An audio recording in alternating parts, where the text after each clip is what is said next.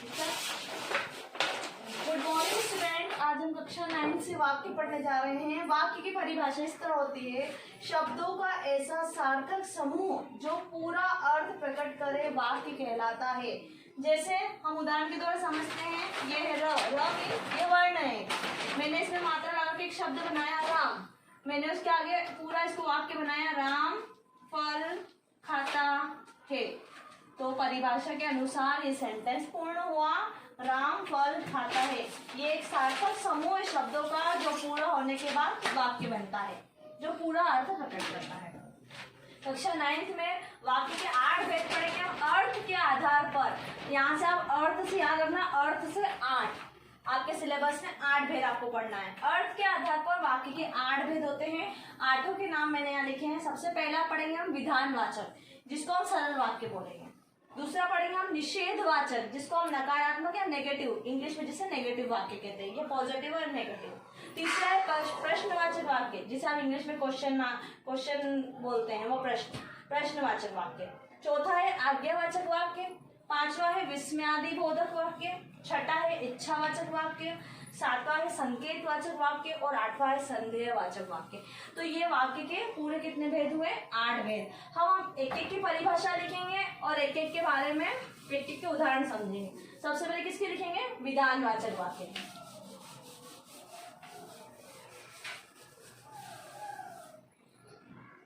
पहली परिभाषा हम लिख रहे हैं विधानवाचक वाक्य की, जिसे आप सरल वाक्य भी कहते हैं, कंफ्यूज होने की आवश्यकता नहीं है। जिस वाक्य में एक कर्ता और एक क्रिया होती है, आप परिभाषा उतार लीजिएगा आपकी कॉपी में।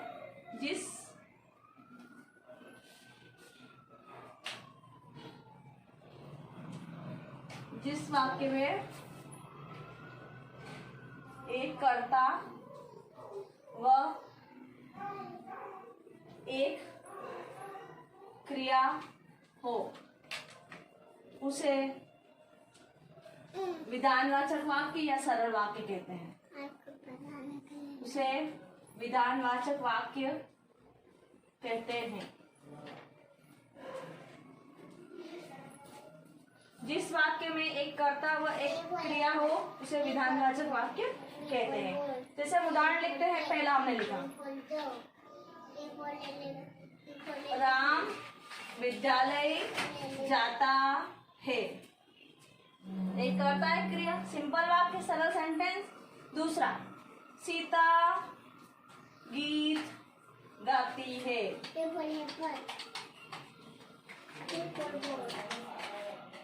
सीता गीत गाती है, राम बाजार जाता है, राम विद्यालय जाता है।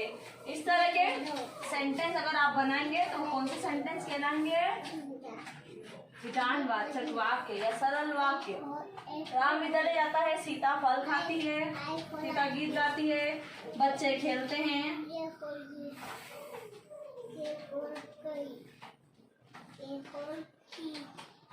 वर्षा होती है। ये जितने भी सेंटेंस मैंने लिखे ये सब सरल वाक्य के अंतर्गत लिखे हैं।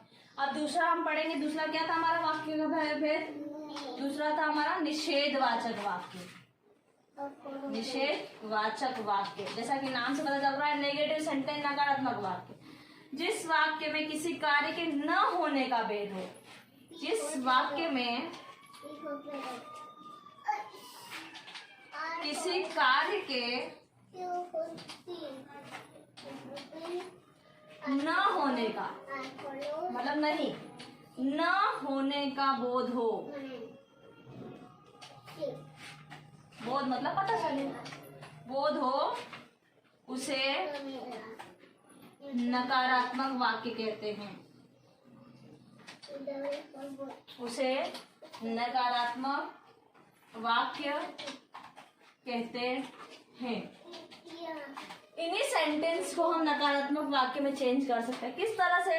राम विद्यालय जाता है, तो आप यहाँ पे आप बना सकते हैं, आपको नहीं लगाना है बस, तो राम विद्यालय नहीं जाता है हो जाएगा।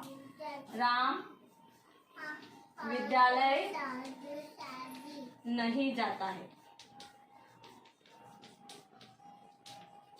मैं बना नहीं रही हूँ, आपको यही समझा रही हूँ। सीता गीत गाती है, नकारात्मक में आप यहाँ क्या लगा लेंगे? सीता गीत नहीं गाती है। बच्चे खेलते हैं तो आप यहाँ लगा देंगे बच्चे नहीं खेलते हैं। वर्षा होती है तो वर्षा नहीं होती है। देखिए ये सेंटेंस आप फिर से यहाँ रिपीट करके बनाइएगा सब, तो नकारात्मक सेंटेंस बन जाएंगे। अब तीसरा हम पढ़ेंगे प्रश्नवाचक वाक्य। कौन सा वाक्य पढ़ेंगे? जो मैंने आपको 8 भेद लिखवा है आप उसी के हिसाब से कंटिन्यू चलते जाएंगे। तीसरा हम पढ़ेंगे प्रश्नवाचक वाक्य।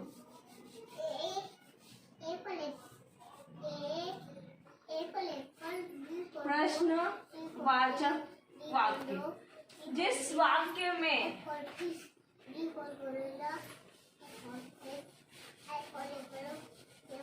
वाक्य में प्रश्न पूछा जाए, क्या, कब, किसे, कहाँ, इस तरह की वर्डिंग आए तो वो कहलाएगा प्रश्नवाचक वाक्य। लिख दीजिए परिभाषा। जिस वाक्य में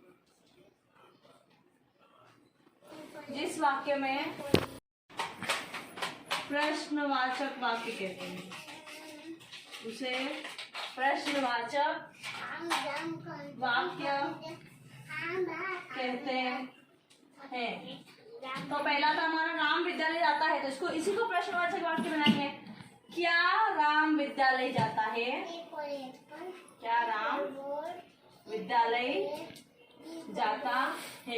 इसमें एक चीज और ध्यान रखनी है आपको, प्रश्नवाचक वाक्य के पीछे हमेशा प्रश्नवाचक चिन्ह होना आवश्यक है, नहीं तो ये आधा सही और आधा गलत हो जाएगा। क्या राम विद्यालय जाता है? सीता गीत गाती है, तो क्या सीता गीत गाती है?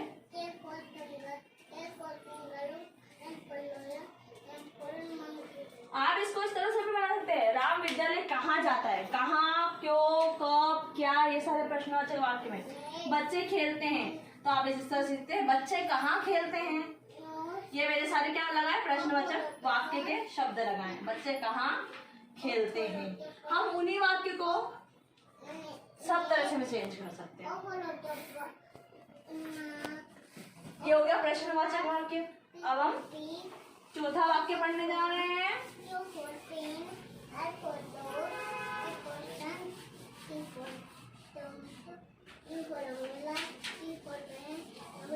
पहला हमने पढ़ा सरल वाक्य, दूसरा पढ़ा हमने निषेधात्मक वाक्य, तीसरा पढ़ा प्रश्नवाचक वाक्य। अब हम चौथा वाक्य पढ़ने जा रहे हैं आज्ञावाचक वाक्य।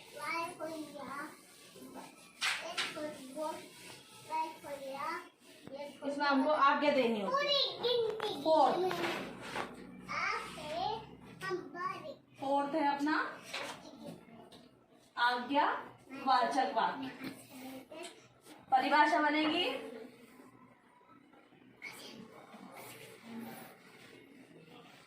जिस वाक्य में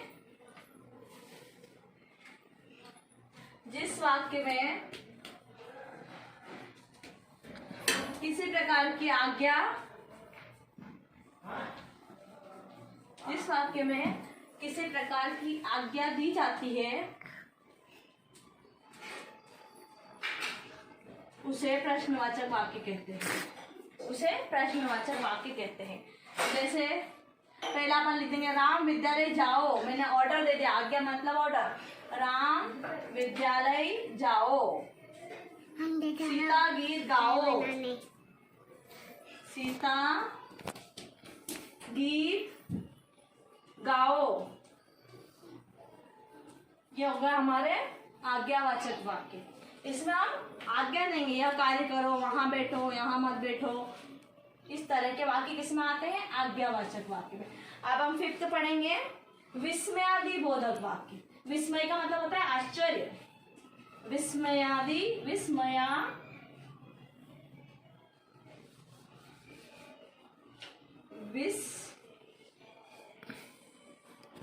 विस्मयादि वाचक वाक्य।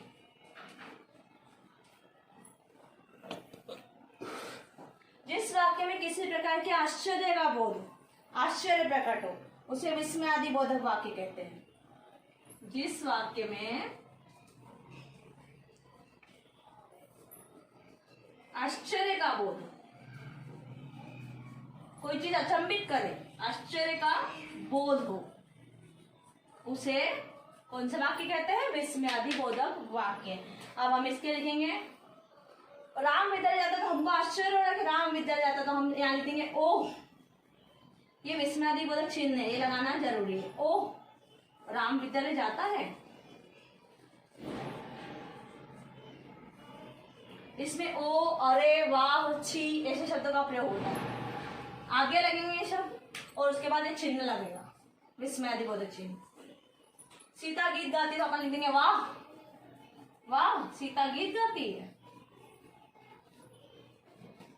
हमें आश्चर्य का बोध हो रहा है, आश्चर्य सूचक शब्द होते हैं ये, अरे, ओ, वाह, तो ये कौन सा वाक्य होगा? विस्मयादिबोधक वाक्य। 5 नंबर, 6 नंबर का वाक्य हम पढ़ रहे हैं इच्छावाचक वाक्य। जिस वाक्य में किसी इच्छा, आकांक्षा या आशीर्वाद का बोध हो उसे हम इच्छावाचक वाक्य कहते हैं। जैसे उदाहरण देखिए इसके, भगवान तुम्हें दीर्घायु करे, नव वर्ष मंगलमय हो, जन्म दिवस की शुभकामनाएं। हम किसी को आशीर्वाद देते हैं, हमारे मन की जो इच्छा होती है वो प्रकट करते हैं, वो किसके अंतर्गत आते हैं? इच्छावाचक वाक्य के अंतर्गत। 7वें नंबर का हम पढ़ेंगे संकेतवाचक वाक्य। संकेतवाचक वाक्य परिभाषा बनेगी, जिस वाक्य के अंतर्गत किसी कार्य की ओर संकेत किया जाता है उसे संकेतवाचक वाक्य। जिस वाक्य के अंतर्गत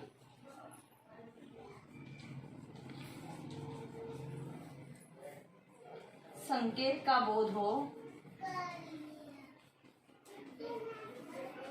उसे संकेतवाचक वाक्य कहते हैं। या इस प्रकार भी लिख सकते हैं, इसमें एक और चीज होती है, एक वाक्य दूसरे वाक्य पर हमेशा निर्भर रहेगा। इसमें 2 वाक्य होंगे, एक वाक्य से कभी भी संकेतवाचक वाक्य नहीं बनेगा। तो 2 वाक्य आपस में किसी अव्यय द्वारा जुड़े हो, किसी अव्यय या योजक शब्द किसी अव्यय द्वारा जुड़े होते हैं। इस तरह से आप याद रख सकते हैं इसको। 2 वाक्य रहेंगे और दोनों किसी न किसी अव्यय द्वारा जुड़े हुए होंगे। संकेतवाचक वाक्य, जैसे हमने लिखा राम विद्यालय जाता है, तो अपन यहाँ लिखेंगे यदि राम विद्यालय जाता तो, यदि राम विद्यालय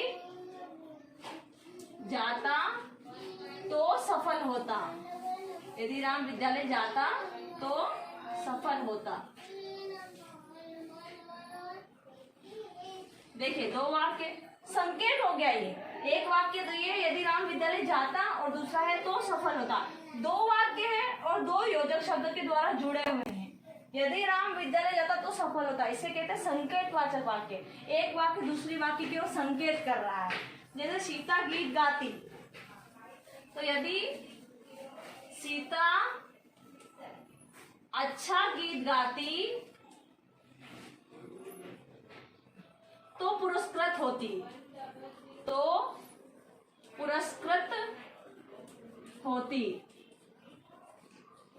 वर्षा होती है, अगर हमको इसका बनाना है तो यदि वर्षा होती तो फसल अच्छी आती। यदि वर्षा होती तो फसल अच्छी आती।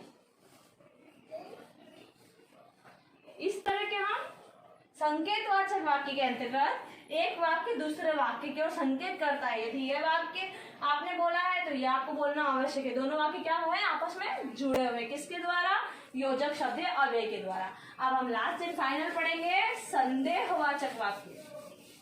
कौन सा वाक्य पढ़ेंगे? संदेहवाचक।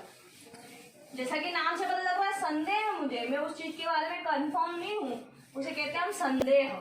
मुझे संदेह, मुझे ऐसा लगता है कि शायद ये काम हो भी सकता है, शायद ये काम नहीं भी हो सकता है। तो 8वें नंबर का हम पढ़ेंगे संदेहवाचक वाक्य। संदेहवाचक वाक्य, जिस वाक्य में किसी कार्य के विषय में संदेह प्रकट हो। जिस वाक्य में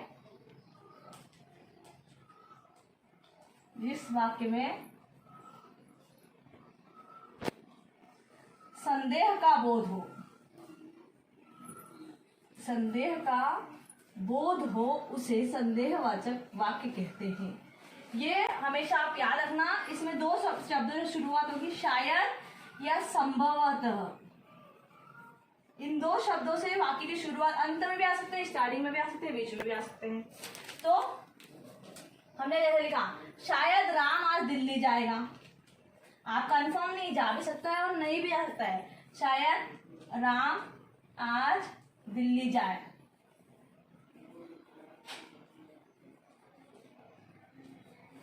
शायद आज वर्षा होगी। हमें कंफर्म पता नहीं, हो भी सकती है और नहीं भी हो सकती। शायद आज वर्षा होगी। आज आप शायद की जगह संभवतः वर्ड भी यूज कर सकते हैं। इस तरह से ये हमारे वाक्य हुए हैं। हमने आज 8 तरह के वाक्य पढ़े हैं और 8 तरह के वाक्य के उदाहरण भी पढ़े। आप घर पे बैठ के अपनी कॉपी में इन सब वाक्यों की डेफिनेशन, उदाहरण उतार लीजिए। फिर मिलेंगे अगले वीडियो के साथ। धन्यवाद।